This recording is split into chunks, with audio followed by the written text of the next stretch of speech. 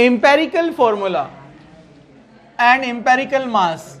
Empirical formula and empirical mass. Empirical formula and empirical mass क्या होता है? It is the simplest ratio. It is the simplest ratio. It is the simplest ratio of the compound, या हम कहेंगे simplest ratio of the atoms of different elements present in the compound. It is the simplest ratio of atoms of different elements present in the compound. जैसे for example मैं कहता हूं यहां पर C2H6, ये इथेन है. कौन है ये? इथेन. तो इसमें कार्बन 2 है, हाइड्रोजन 6 है, मतलब 2:6 बनता ही है. और सिंपल रेशो निकाले तो 1:3 है ना. So this is called empirical formula या एम्पेरिकल रेशो इसको कहा जाता है. समझे आपको? अब इसको एम्पेरिकल फॉर्मूला कब कहते हैं रेशो को? जब मैं लिखूंगा कि कार्बन 1 है तो C डॉट और हाइड्रोजन कितना है? 3. This is the simplest ratio 1:3.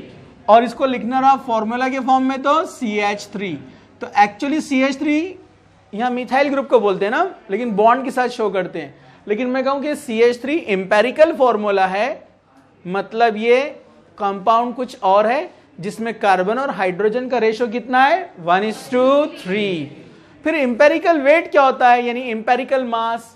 Empirical wait या एम्पेरिकल मास कहते हैं इसी के मास को. कार्बन 12, हाइड्रोजन 3, मतलब कितना हो गया? 15.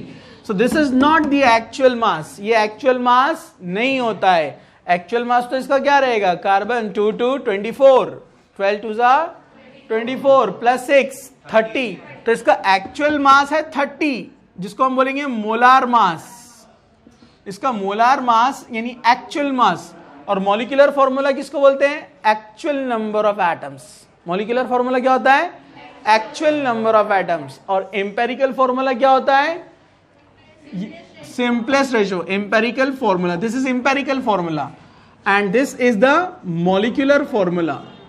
This is the molecular mass. Molecular formula का मॉलिक्यूलर मास, एम्पेरिकल फॉर्मूला का एम्पेरिकल मास. और एम्पेरिकल फॉर्मूला क्या होता है? It is the simplest ratio. समझा? बट इट हैज ड्रॉबैक, क्योंकि हम पहचान नहीं सकते ना कि ये 1:3 की जब बात चल रही तो ये है कौन.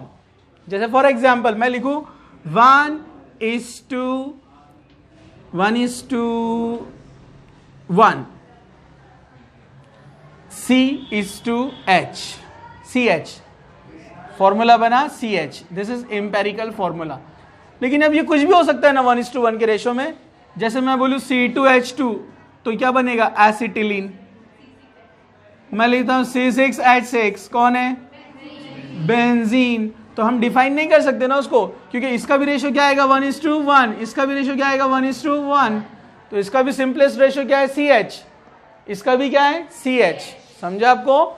सो इससे हम एक्चुअल मास या एक्चुअल एटम्स नहीं बता सकते, बट इसको यूज किया जाता है for finding molar mass.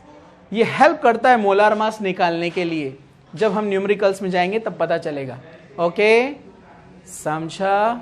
No problem. So empirical mass, empirical formula, simplest ratio. किसका रेशो मैंने बता दिया? Empirical mass, mass of empirical formula. समझा आपको? समझ में आ गया? Molecular formula, actual formula. क्या होता है ये? Actual formula. Molecular formula mass, actual mass. Difference समझ में आ गया?